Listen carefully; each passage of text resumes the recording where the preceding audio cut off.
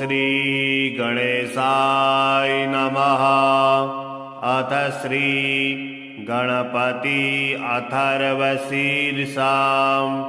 हरि ओम। नमस्ते गणपतये त्वमेव प्रत्यक्षं तत्त्वमसि त्वमेव केवलं कर्तासि त्वमेव केवलं धर्तासि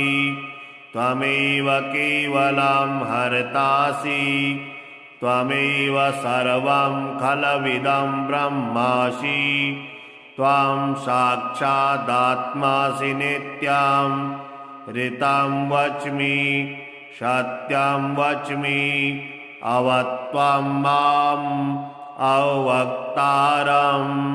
अवश्रोतारम् अवदातारम् अवधातारम् अवानुजानमवशिष्याम् अवपश्चात्तात् अवपुरस्तात् अवोत्तरात्तात् अवदक्षिणात्तात् अवचोर्ध्वात्तात् अवाधरात्तात् सर्वतो मां पाहि पाहि समन्तात् त्वं वाङ्मयस्त्वं चिन्मयः त्वमानन्दमयस्त्वं ब्रह्ममयः त्वं सच्चिदानन्दाद्वितीयोऽसि त्वं प्रत्यक्षं ब्रह्मासि त्वं ज्ञानमयो विज्ञानमयोऽसि सर्वं जगदिदं तत्तो जायते सर्वं जगदिदं त्वत्तिष्ठति सर्वं जगदिदं त्वयि लयमिष्यति सर्वं जगदिदं त्वयि प्रत्येति त्वं भूमिरापो नलो नीलो नभः त्वं चत्वारि वाक्पदानि त्वं गुणत्रयातीतः त्वं वस्थात्रयातीतः त्वं देहत्रयातीतः त्वं कालत्रयातीतः त्वं मूलाधारस्थितोऽसि नित्यं त्वं शक्तित्रयात्मकः त्वां योगिनो ध्यायन्ति नित्यं त्वं ब्रह्मा त्वं विष्णुस्त्वं रुद्रस्त्वं इन्द्रस्त्वं अग्निस्त्वं वायुस्त्वं सूर्यस्त्वं चन्द्रमास्त्वं ब्रह्म भूर्भुवः स्वरों गणादिपूर्वमुच्चार्य वर्णादिं तदनन्तरम् अनुस्वारः परतरः अर्धेन्दुलसितं तारेण ऋद्धम् एतत्तौ मनुस्वरूपं गकारः पूर्वरूपम् अकारो मध्यमरूपम् अनुस्वारश्चान्तरूपम् बिन्दरुत्तररूपम् नादः सन्धानम् संहिता संधिः सहसा गणेश विद्या गणकऋषिः निश्चित गायत्री छन्दः गणपतिर्देवता। ॐ गणपतये नमः।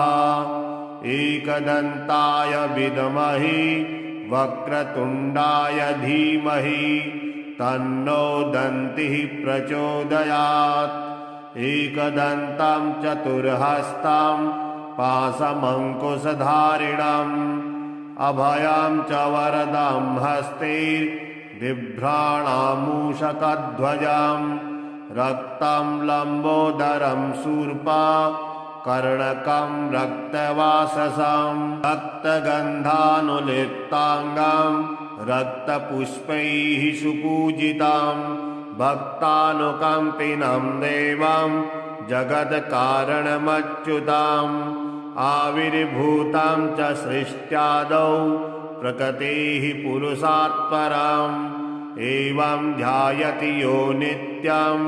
स योगी योगिनां वरः। नमो व्रातपतये नमो गणपतये नमः प्रमथपतये नमस्तेऽस्तु लम्बोदराय एकदन्ताय विघ्नविनाशिने शिवसुताय श्रीवरदमूर्तये नमो नमः। एतत् अथर्वशीर्षं योधीति स ब्रह्म भूयाय कल्पते स सर्वतः सुखमेधते स सर्वविघ्नैर्न बाध्यते स पञ्चमहापापात् प्रमुच्यते सायमधियानो दिवसकृतं पापं नाश्यति प्रातर्धियानो रात्रिकृतं पापं नाशयति सायं प्रातः प्रयुञ्जानो अपापो भवति सर्वत्राधियानो अपिघ्नो भवति धर्मार्थकाममोक्षं च विन्दति। इदम् अथर्वशीर्षमशिष्याय न देयम् यो यदि मोहाद्दास्यति स पापीयान् भवति सहस्रावर्तनात् यं यं कामधीते तं तमनेन साधयेत् अनेन गणपतिं विषिञ्चति शवाग्नि भवति धूर्त्या मनश्नन् जपति स विद्यावान् भवति स यशोवान् भवति इत्यथर्ववाक्यम् ब्रह्माद्यावरणं विद्याता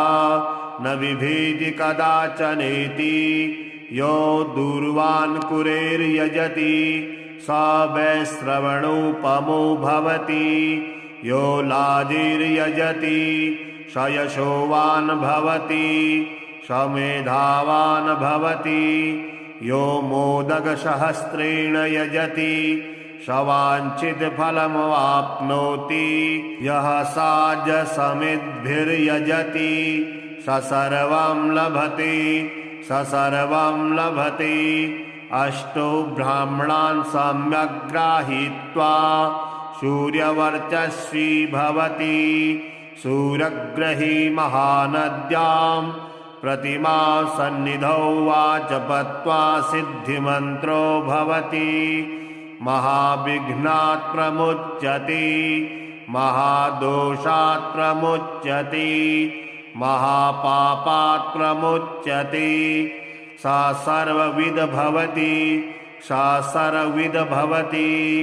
यैवं वेद इत्युपनिषद। हरि ओम नमस्ते गणपतये त्वमेव प्रत्यक्षं तत्त्वमसि त्वमेव केवलं कर्तासि त्वमेव केवलं धर्तासि त्वमेव केवलं हर्तासि त्वमेव सर्वं खलविदं ब्रह्मासि त्वं साक्षादात्मासि नित्यं ऋतं वच्मि सत्यं वच्मि अवत्वं माम् अवक्तारम् अवश्रोतारम् अवदातारम् अवधातारम् अवानुजानमवशिष्याम् औपश्चात्तात् औपुरस्तात् अवोत्तरात्तात् अवदक्षिणात्तात् अवचोर्ध्वात्तात् अवाधरात्तात् सर्वतो मां पाहि पाहि समन्तात् त्वं वाङ्मयस्त्वं चिन्मयः त्वमानन्दमयस्त्वं ब्रह्ममयः त्वं सच्चिदानन्दाद्वितीयोऽसि त्वं प्रत्यक्षं ब्रह्मासि त्वं ज्ञानमयो विज्ञानमयोऽसि सर्वं जगदिदं तत्तो जायते सर्वं जगदिदं त्वत्तिष्ठति सर्वं जगदिदं तैलैमेष्यति सर्वां जगदिदं त्वयि प्रत्येति त्वां भूमिरापो नलो नीलो नभः त्वां चत्वारि वाक्पदानि त्वां गुणत्रयातीतः त्वां वस्थात्रयातीतः त्वां देहत्रयातीतः त्वां कालत्रयातीतः त्वां मूलाधारस्थितोऽसि नित्यं त्वां शक्तित्रयात्मकः त्वां योगिनो ध्यायन्ति नित्यं त्वां ब्रह्मा त्वां विष्णुस्त्वां रुद्रस्त्वाम् इन्द्रस्त्वाम् अग्निस्त्वां वायुस्त्वां सूर्यस्त्वां चन्द्रमास्त्वां ब्रह्म भूर्भुवः स्वरोम् गर्णादिपूर्वमुच्चार्य वर्णादिं तदनन्तरम् अनुस्वारः परतरः अर्धेन्दुलसितं तारेण रिद्धम् एतत्तौ मनुस्वरूपं गकारः पूर्वरूपम् अकारो मध्यमरूपम् अनुस्वारश्चान्तरूपम् विन्दरुत्तररूपम् नादः सन्धानम् संहिता सन्धिः सहसा गणेशविद्या गणकऋषिः निश्चित गायत्री छन्दः गणपतिर्देवता ॐ गङ्गणपतये नमः एकदन्ताय विद्महे वक्रतुण्डाय धीमहि तन्नो दन्तिः प्रचोदयात् एकदन्तं चतुर्हस्तं पाशमङ्कुशधारिणम् अभयं च वरदं हस्ते बिभ्राणामूषकध्वजं रक्तं लम्बोदरं शूर्पा कर्णकं रक्तवाससं रक्तगन्धानुलिप्ताङ्गं रक्तपुष्पैः सुपूजितं भक्तानुकम्पिनं देवं जगत्कारणमच्युतम् आविर्भूतं च सृष्ट्यादौ प्रकृतेः पुरुषात् परम् एवं ध्यायति यो नित्यं स योगी योगिनां वरः नमो व्रातपतये नमो गणपतये नमः प्रमथपतये नमस्तेऽस्तु लम्बोदराय एकदन्ताय विघ्नविनाशिने शिवसुताय श्रीवरदमूर्तये नमो नमः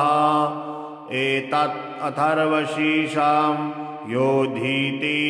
स ब्रह्म भूयाय कल्पते स सर्वतः सुखमेधते स सर्वविघ्नैर्न बाध्यते स पञ्चमहापापात् प्रमुच्यते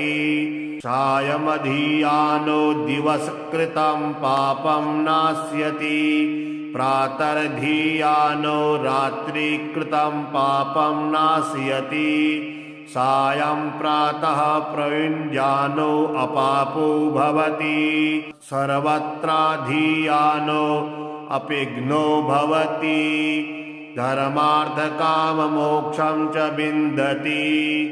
इदम् अथर्वशीर्षमशिष्याय न देयम् यो यदि मोहाद्दास्यति स पापीयान् भवति सहस्रावर्तनात् यं यं कामधीते तं तमनेन साधयेत् अनेन गणपतिं विषिञ्चति शवाग्मी भवति धूर्त्या मनस्सन् जपति स विद्यावान् भवति स यशोवान् भवति इत्यथर्ववाक्यम् ब्रह्माद्यावरणं विद्याता न बिभेति कदाचनेति यो दूर्वान् कुरेर्यजति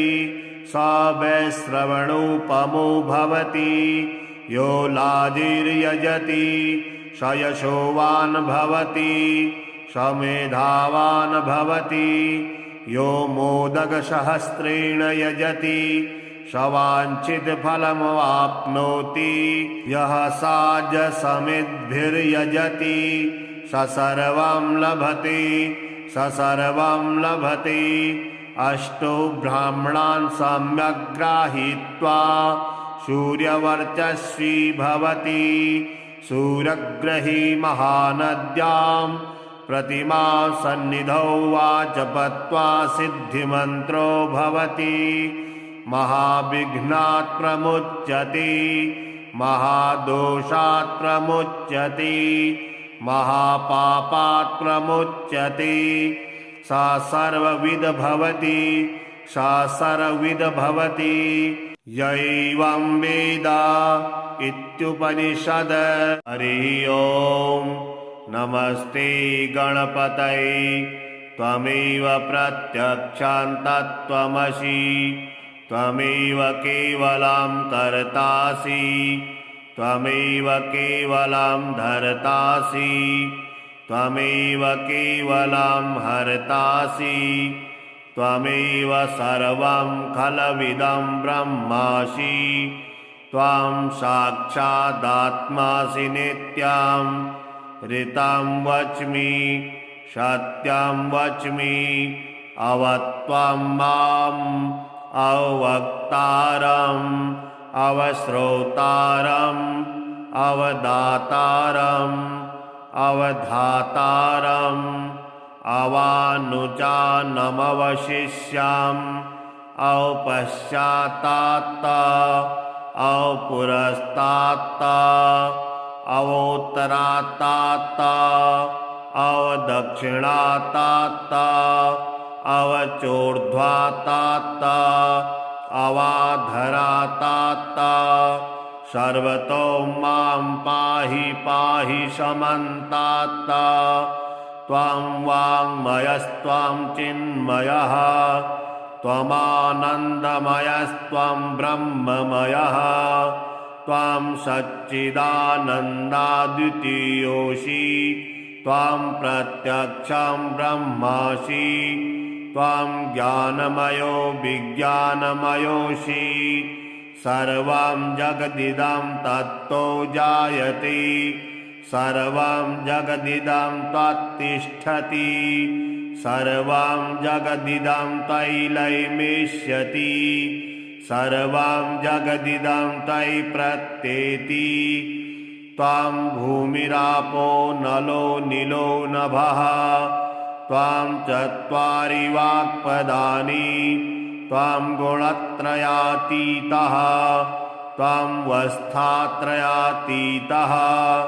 त्वं देहत्रयातीतः त्वं कालत्रयातीतः त्वं मूलाधारस्थितोऽसि नित्यं त्वं शक्तित्रयात्मकः त्वां योगिनो ध्यायन्ति नित्यं त्वं ब्रह्मा त्वं विष्णुस्त्वं रुद्रस्त्वं इन्द्रस्त्वं अग्निस्त्वं वायुस्त्वं सूर्यस्त्वं चन्द्रमास्त्वं ब्रह्म भूर्भुवः स्वरों गणादिपूर्वमुच्चार्य वर्णादिं तदनन्तरम् अनुस्वारः परतरः अर्धेन्दुलसितं तारेण ऋद्धम् एतत्तौ मनुस्वरूपं गकारः पूर्वरूपम् अकारो मध्यमरूपम् अनुस्वारश्चान्तरूपम् विन्दरुत्तररूपम् नादः सन्धानम् संहिता संधिः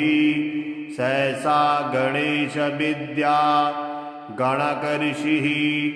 निश्चित गायत्री छन्दः गणपतिर्देवता। ॐ गङ्गणपतये नमः। एकदन्ताय विद्महे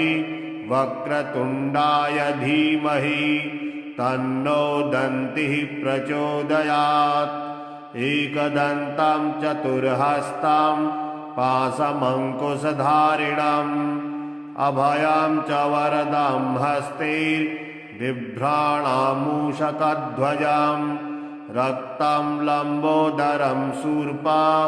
कर्णकं रक्तवाससं रक्तगन्धानुलिप्ताङ्गं रक्तपुष्पैः सुपूजितं भक्तानुकम्पिनं देवं जगत्कारणमच्युतम् आविर्भूतं च सृष्ट्यादौ प्रकृतेः पुरुषात् परम् एवं ध्यायति यो नित्यं स योगी योगिनां वरः नमो व्रातपतये नमो गणपतये नमः प्रमथपतये नमस्तेऽस्तु लम्बोदराय एकदन्ताय विघ्नविनाशिने शिवसुताय श्रीवरदमूर्तये नमो नमः एतत् अथर्वशीर्षं योधीति स ब्रह्म भूयाय कल्पते स सर्वतः सुखमेधते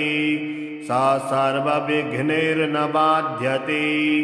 स पञ्चमहापापात् प्रमुच्यते सायमधियानो दिवसकृतं पापं नाश्यति प्रातर्धियानो रात्रिकृतं पापं नाशयति सायं प्रातः प्रयुञ्जानो अपापो भवति सर्वत्राधियानो अपिघ्नो भवति धर्मार्थकाममोक्षं च विन्दति इदम् अथर्वशीर्षमशिष्याय न देयम् यो यदि मोहाद्दास्यति स्वपापीयान् भवति सहस्रावर्तनात् यं यं कामधीते तं तमनेन साधयेत् अनेन गणपतिं विषिञ्चति शवाग्मी भवति धूर्त्या मनश्नन् जपति स विद्यावान् भवति स यशोवान् भवति इत्यथर्ववाक्यम् ब्रह्माद्यावरणं विद्याता न बिभेति कदाचनेति यो दूर्वान् कुरेर्यजति स वैश्रवणोपमो भवति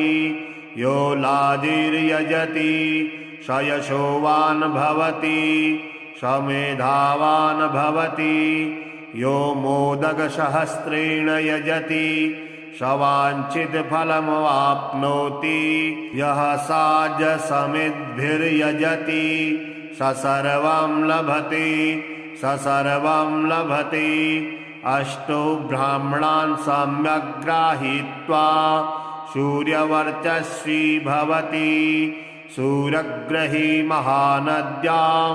प्रतिमा सन्निधौ वा जपत्वा सिद्धिमन्त्रो भवति महाविघ्नात् प्रमुच्यते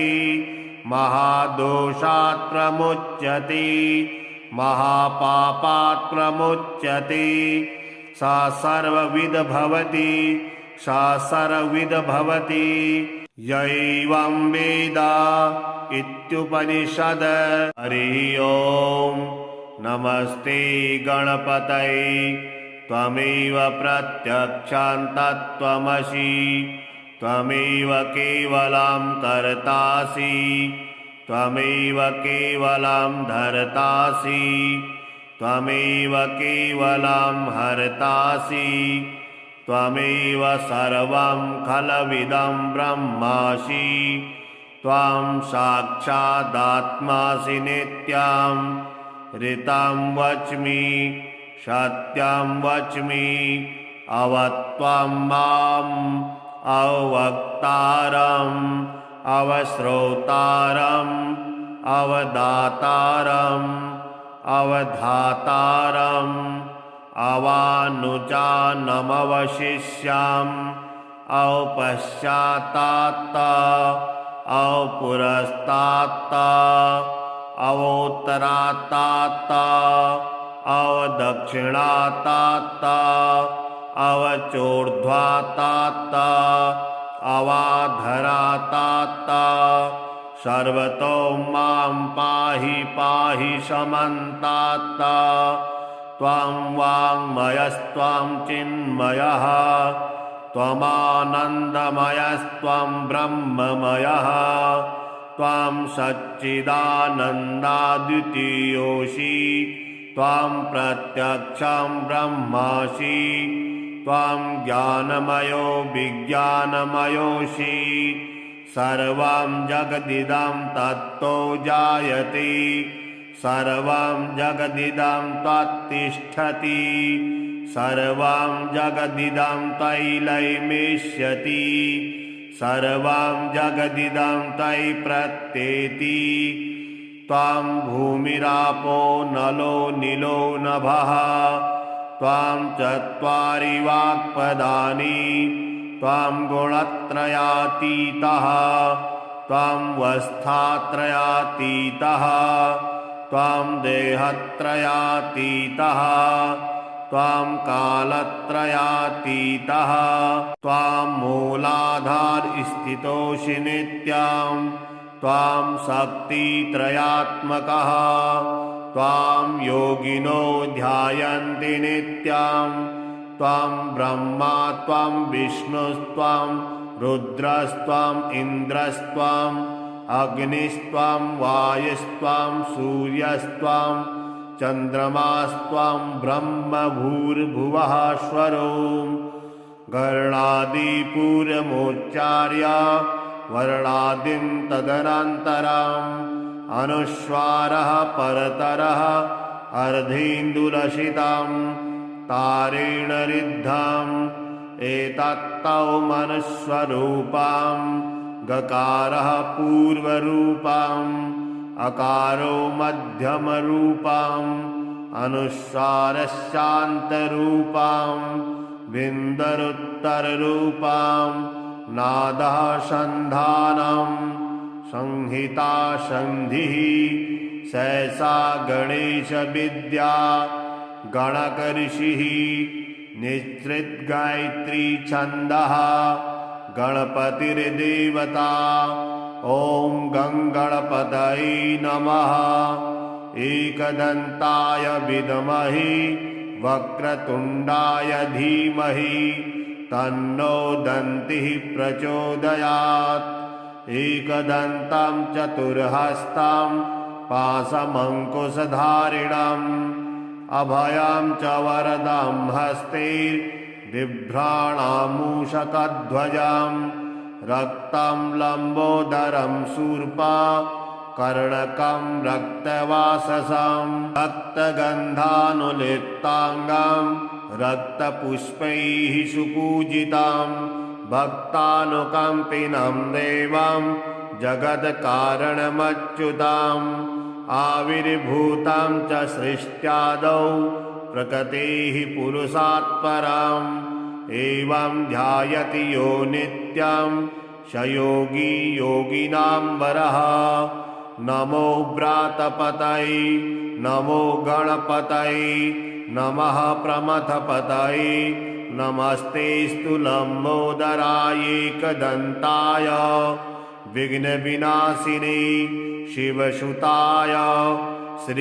श्रीवरदमूर्तये नमो नमः एतत् अथर्वशीर्षं योधीति स ब्रह्मभूयाय कल्पते स सर्वतः सुखमेधते स सर्वविघ्नैर्न बाध्यते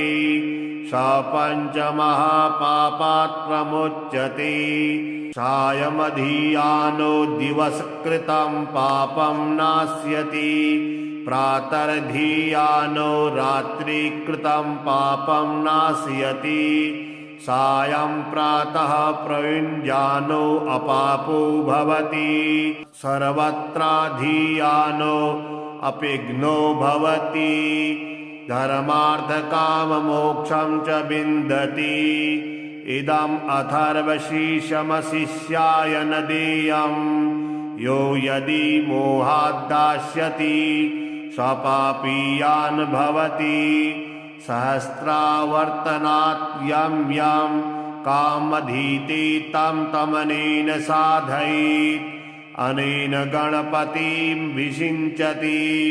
शवाग्नि भवति धूर्त्या मनश्नन् जपति स विद्यावान् भवति स यशोवान् भवति इत्यथर्ववाक्याम् ब्रह्माद्यावरणं विद्याता न बिभेति कदाचनेति यो दूर्वान् कुरेर्यजति स वैश्रवणोपमो भवति यो लाजिर्यजति स यशोवान् भवति स मेधावान् भवति यो मोदकसहस्रेण यजति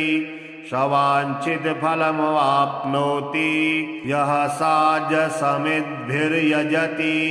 स सर्वं लभते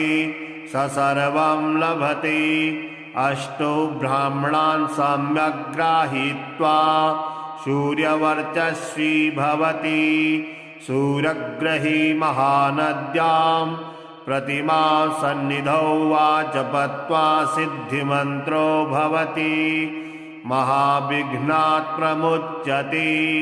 महादोषात् प्रमुच्यते महापापात् प्रमुच्यते सा सर्वविद भवति सा सर्वविद भवति यैवं वेद इत्युपनिषद। हरि ओम नमस्ते गणपतये त्वमेव प्रत्यक्षं तत्त्वमसि त्वमेव केवलं कर्तासि त्वमेव केवलं धर्तासि त्वमेव केवलं हर्तासि त्वमेव सर्वं खलविदं ब्रह्मासि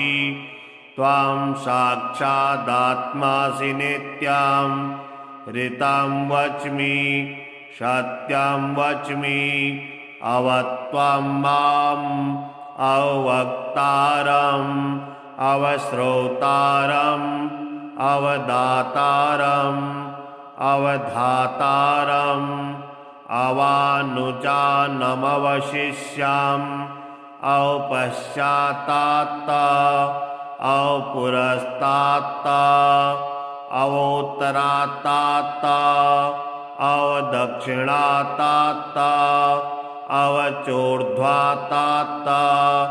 अवाधरात्तात् सर्वतो मां पाहि पाहि समन्तात् त्वं वाङ्मयस्त्वं चिन्मयः त्वमानन्दमयस्त्वं ब्रह्ममयः त्वं सच्चिदानन्दाद्वितीयोऽसि त्वं प्रत्यक्षं ब्रह्मासि त्वं ज्ञानमयो विज्ञानमयोऽसि सर्वं जगदिदं तत्तो जायते सर्वं जगदिदं त्वत्तिष्ठति सर्वं जगदिदं तैलैमेष्यति सर्वं जगदिदं तै प्रत्येति त्वं भूमिरापो नलो नीलो नभः त्वं चत्वारि वाक्पदानि त्वं गुणत्रयातीतः त्वं वस्थात्रयातीतः त्वं देहत्रयातीतः त्वं कालत्रयातीतः त्वं मूलाधारस्थितोऽसि नित्यं त्वं शक्तित्रयात्मकः त्वां योगिनो ध्यायन्ति नित्यं त्वं ब्रह्मा त्वं विष्णुस्त्वं रुद्रस्त्वं इन्द्रस्त्वं अग्निस्त्वं वायुस्त्वं सूर्यस्त्वं चन्द्रमास्त्वं ब्रह्म भूर्भुवः स्वरोम् गर्णादिपूर्वमुच्चार्य वर्णादिं तदनन्तरम् अनुस्वारः परतरः अर्धेन्दुलसितं तारेण ऋद्धम् एतत्तौ मनुस्वरूपं गकारः पूर्वरूपम् अकारो मध्यमरूपम् अनुस्वारश्चान्तरूपम् विन्दरुत्तररूपम् नादः सन्धानं संहिता सन्धिः सहसा गणेशविद्या गणकऋषिः निःसृतगायत्री छन्दः गणपतिर्देवता ॐ गङ्गणपतये नमः। एकदन्ताय विद्महे वक्रतुण्डाय धीमहि तन्नो दन्तिः प्रचोदयात्। एकदन्तं चतुर्हस्तं पाशमङ्कुशधारिणम् अभयं च वरदं हस्ते बिभ्राणामूषकध्वजं रक्तं लम्बोदरं शूर्पा कर्णकं रक्तवाससं रक्तगन्धानुलिप्ताङ्गं रक्तपुष्पैः सुपूजितं भक्तानुकम्पिनं देवं जगत्कारणमच्युतम् आविर्भूतं च सृष्ट्यादौ प्रकृतेः पुरुषात् परम् एवं ध्यायति यो नित्यं स योगी योगिनां वरः। नमो व्रातपतये नमो गणपतये नमः प्रमथपतये नमस्तेऽस्तु लम्बोदराय एकदन्ताय विघ्नविनाशिने शिवसुताय श्रीवरदमूर्तये नमो नमः। एतत् अथर्वशीर्षं योधीते स ब्रह्म भूयाय कल्पते स सर्वतः सुखमेधते स सर्वविघ्नैर्न बाध्यते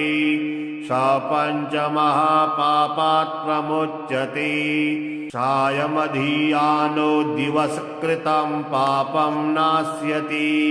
प्रातर्धियानो रात्रिकृतं पापं नाशयति सायं प्रातः प्रयुञ्जानो अपापो भवति सर्वत्राधियानो अपिघ्नो भवति धर्मार्थकाममोक्षं च विन्दति। इदम् अथर्वशीर्षमशिष्याय न देयं यो यदि मोहाद्दास्यति स्वपापीयान् भवति सहस्रावर्तनात् यं यं कामधीते तं तमनेन साधयेत् अनेन गणपतिं विषिञ्चति शवाग्मी भवति धूर्त्या मनस्सन् जपति स विद्यावान् भवति स यशोवान् भवति इत्यथर्ववाक्यम् ब्रह्माद्यावरणं विद्याता न बिभेति कदाचनेति यो दूर्वान् कुरेर्यजति स वैश्रवणोपमो भवति यो लाजिर्यजति स यशोवान् भवति स मेधावान् भवति यो मोदकसहस्रेण यजति स वाञ्छितफलमवाप्नोति यः साजसमिद्भिर्यजति स सर्वं लभते स सर्वं लभते। अष्टो ब्राह्मणान् सम्यक् गृहीत्वा सूर्यवर्चस्वी भवति सूर्यग्रही महानद्यां प्रतिमा सन्निधौ वा जपत्वा सिद्धिमन्त्रो भवति महाविघ्नात् प्रमुच्यते महादोषात् प्रमुच्यते महापापात् प्रमुच्यते सा सर्वविद भवति सा सर्वविद भवति य एवं वेद इत्युपनिषद।